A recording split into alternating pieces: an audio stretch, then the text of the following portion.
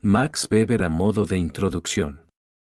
Y su método sociológico, por Volker Heinz.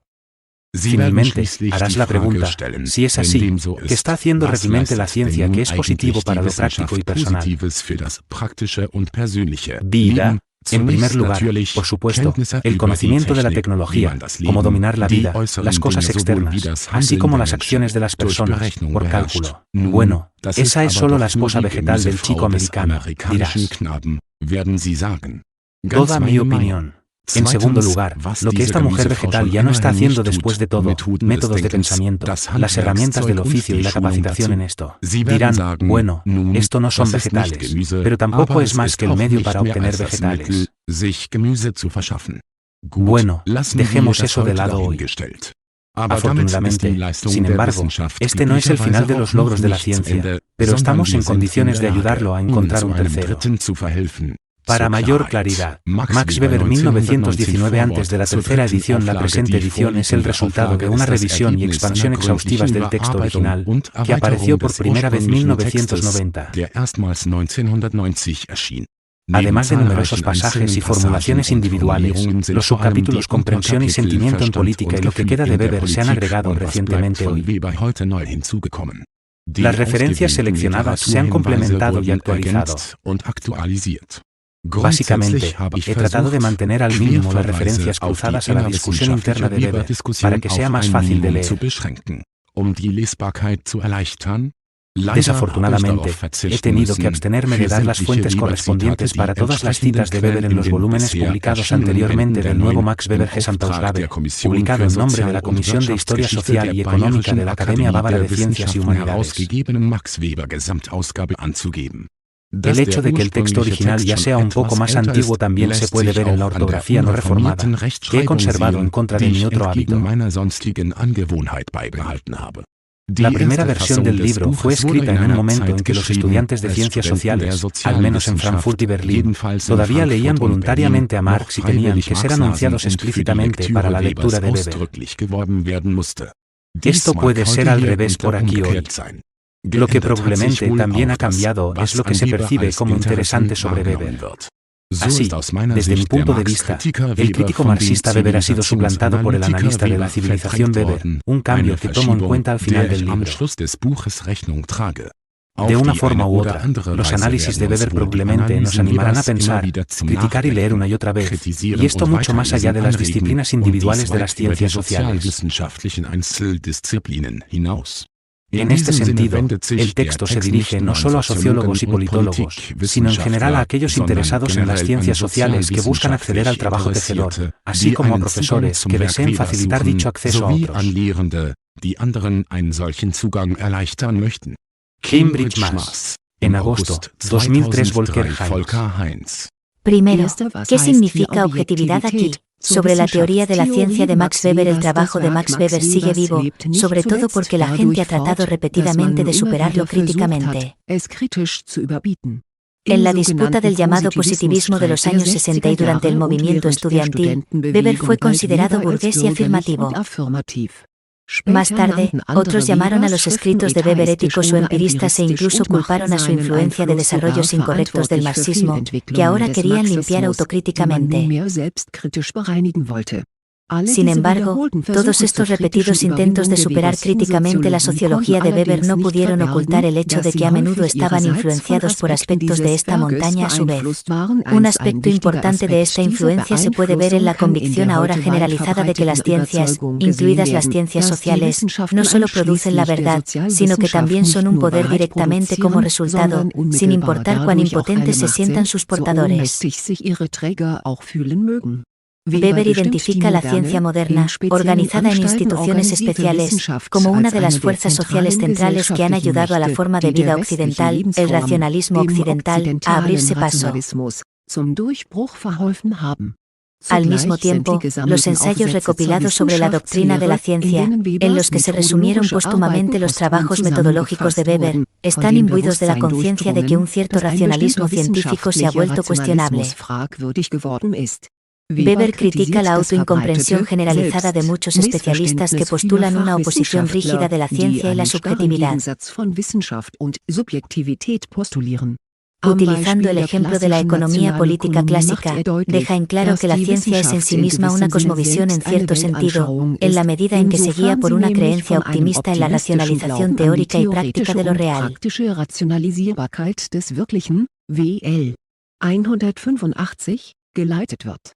Para la práctica científica inspirada en los ideales de la Ilustración, así como para la crítica romántica tardía de la Ilustración, es cierto que no es capaz de determinar la relación entre concepto y realidad.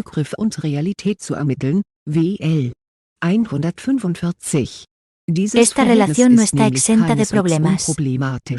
Weber quiere hacer de la ciencia misma el objeto de una reflexión estricta, por un lado, para romper la ingenuidad epistemológica de sus portadores, por otro, para redefinir su ubicación social. En primer lugar, es la relación entre concepto y realidad lo que parece cuestionable para Weber. Estrechamente relacionado con esto está el problema de la relación de objetividad y la naturaleza vinculante de la ubicación del conocimiento científico. Weber ofrece aquí dos soluciones contemporáneas. Para el sociólogo liberal Karl Mannheim, el científico mismo forma el límite de la objetividad de la ciencia. El científico es completamente parte de una cultura que se ha vuelto individual para cada uno y, por lo tanto, no puede reclamar una objetividad neutral en la ubicación de su conocimiento. El neokantianismo de Heinrich Richards, que se adhiere a un estricto reclamo de objetividad tanto de las ciencias naturales como de las culturales, compite con esta lectura sociológica. Una pregunta que se ha explorado en las discusiones sobre la teoría de la ciencia de Max Weber es hasta qué punto Weber sigue los registros justos. Weidmar también postula un ideal científico de objetividad, pero al mismo tiempo quiere descubrir qué puede significar realmente la objetividad en el campo de los estudios culturales.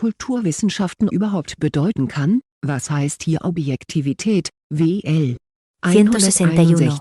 Toma el relevo de Ricard de la idea de una formación de concepto cultural científico especial a través de lo que Ricard ha llamado una relación. Esto significa que los objetos de la sociología, la economía política, etc. no se conviertan en objetos de conocimiento por sí mismos, sino solo por el hecho de que parecen significativos a la luz de ciertos valores universalmente válidos. En contraste, por ejemplo, con la biología, para la cual incluso el ser vivo más discreto es un objeto tan digno de un microscopio como cualquier otro, los objetos de los estudios culturales surgen solo debido al hecho de que nosotros mismos, como formulan unánimemente Ricard y Weber, somos personas culturales con intereses cognitivos selectivos. Sin embargo, ya en este punto, el camino de Weber se separa del de Ricard. En contraste con esto, Weber no quiere las ideas de valores, que son la condición de la posibilidad de los objetos de conocimiento en los estudios culturales, como garantes inviolables de la objetividad. 3 conocimientos entendidos. Mientras que Rick ha tendido en el curso de su desarrollo a determinar las ideas de valor en términos de contenido y a ponerlas en un orden jerárquico, Weber caracteriza la referencia a las ideas de valor como un hecho puramente lógico conjetural. Por lo tanto, si, siguiendo el uso de los lógicos modernos, estamos hablando aquí de la condicionalidad del conocimiento cultural a través de ideas de valores, entonces es de esperar que esto no esté sujeto a malentendidos de naturaleza tan burda como la opinión de que el significado cultural solo debe atribuirse a fenómenos valiosos. La prostitución es un fenómeno cultural tan bueno como la religión o el dinero, los tres por esta razón y solo por esta razón y solo en la medida en que su existencia y la forma que toman históricamente afectan directa o indirectamente nuestros intereses culturales, ya que excitan nuestro impulso por el conocimiento desde puntos de vista que se derivan de las ideas de valores que hacen que la pieza de realidad, que se concibe en esos términos, sea significativa para nosotros.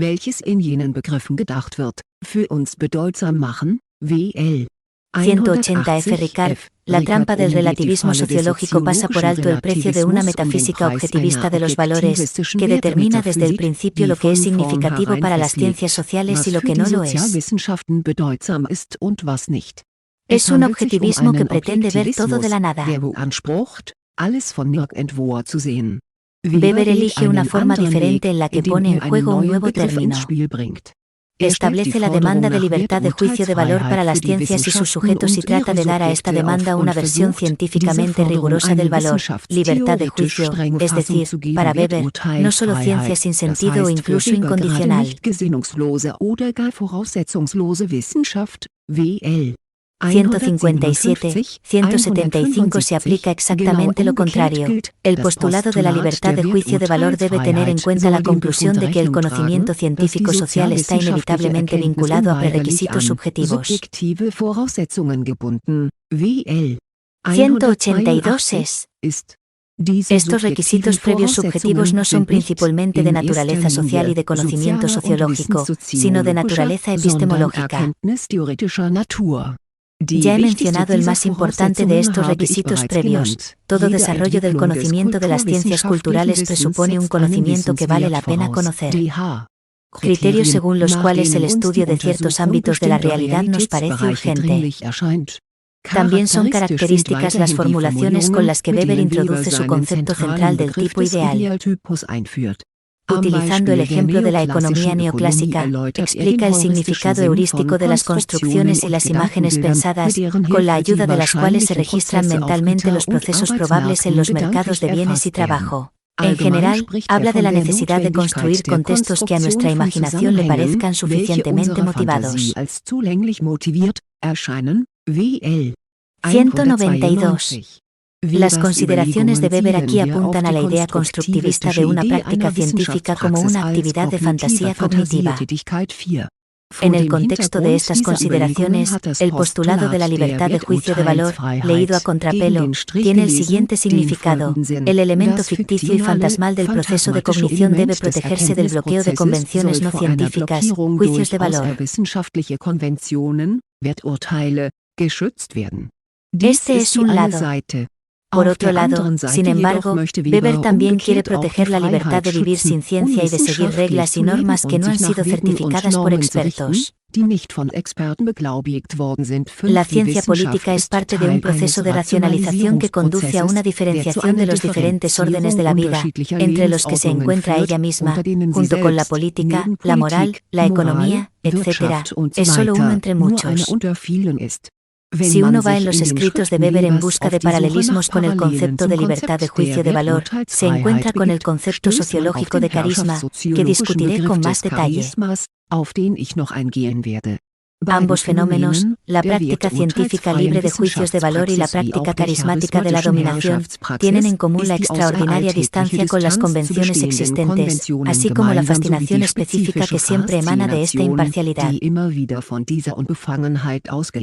La lectura epistemológica del postulado de la libertad de juicio de valor se relaciona con su significado científico-político. La demanda de la libertad de valor de las ciencias sociológicas y económicas, tal como se formula en la conocida opinión de expertos, que Weber 1913 escribió para una discusión de la Asociación para la Política Social, no se dirige principalmente a oponerse a las afirmaciones de objetividad y los conceptos erróneos de una práctica científica supuestamente incondicional, sino a la fatídica combinación de ciencia y propaganda por parte de mandarines académicos, un proceso que favoreció decisivamente el surgimiento del nacionalsocialismo después de la muerte de Weber. Der nach Webers Tod den Aufstieg des Nationalsozialismus entscheidend begünstigen sollte. Si Weber-Freyet ya no se refiere solo a la investigación científica, pero específicamente en la enseñanza académica. Especialmente después de 1914, Weber critica tan implacable como sutilmente la complacencia y la lejanía del presente de la casta académica burguesa educada, que afirma llevar a cabo una misión educativa total y autoritaria de las universidades mucho más allá de las calificaciones profesionales de los estudiantes. La polémica de Weber contra el mapa de la sugestión y la rentabilidad, que señala, por ejemplo, con el historiador y antisemita prusiano Heinrich von Treitschke, conduce a una imagen alternativa de la universidad. De acuerdo con esto, el orden académico tiene la función específicamente ética de ayudar a un tipo de personalidad a elevarse mediante la educación y el reclutamiento, lo que es capaz de silenciar las preguntas de sobrevaloración en ciertos contextos. El significado y el valor de la institución de la ciencia, por lo tanto, se refieren directamente a la libertad de valor y sus consecuencias que definen la personalidad dentro del pluralismo moderno de campos de acción sociales opuestos.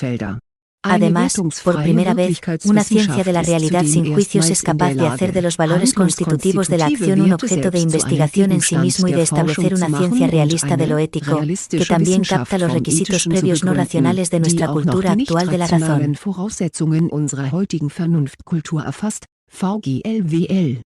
489 a 540. La ciencia de la realidad significa que la ciencia social enseña sobre el carácter de la realidad social que nos rodea y nos impregna, pero con esto entra en el campo de las orientaciones de acción que examina. En lugar de afirmar la validez de las leyes sociales, que es probable que reclamen validez independientemente de los sujetos, se convierte en una poderosa fuente colectiva de orientaciones para la acción. Pero un problema radica en el hecho de que Weber parece mezclar dos formas diferentes de contaminación de la ciencia entre sí. Se opone a la manipulación de los estudiantes por parte de los profesores que llevan el bastón de mariscal del estadista o del reformador cultural en el claustro. Al mismo tiempo critica que el público hable en el arc en el campo de las operaciones de investigación. Kritisiert das Hineinreden der Öffentlichkeit, WL 493, in den Arc-An-Bereich des Forschungsbetriebs.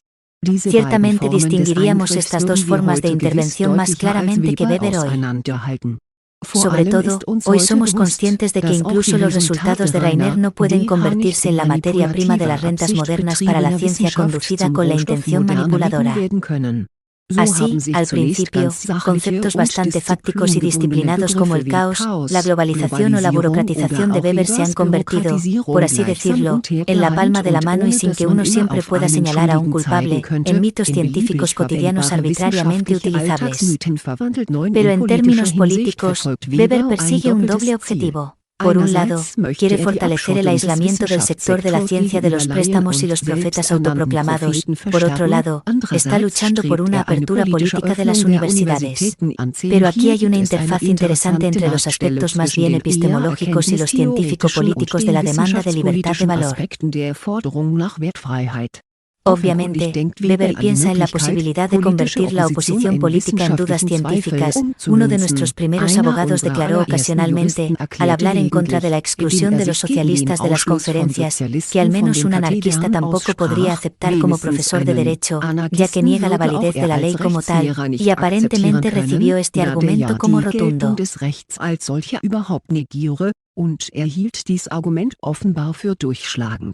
Soy de la opinión exactamente opuesta. El anarquista ciertamente puede ser un buen estudioso del derecho. Y si lo es, entonces es precisamente ese punto de Arquímedes, por así decirlo, fuera de las llamadas convenciones y presuposiciones evidentes por sí mismas, en las que lo coloca su convicción objetiva, si es genuina, lo que puede permitirle reconocer en los puntos de vista básicos de la doctrina legal habitual un problema que elude a todos aquellos para quienes son demasiado evidentes por sí mismos. Porque la duda más radical es el padre del conocimiento, WL. 496. La forma en que el concepto de ciencia de Weber encaja en su comprensión agónica y orientada al conflicto del presente es notable. Weber parece sostener la opinión de que los estudios culturales modernos tienen la tarea de informar a sus datos de direcciones de los límites de la comprensión política.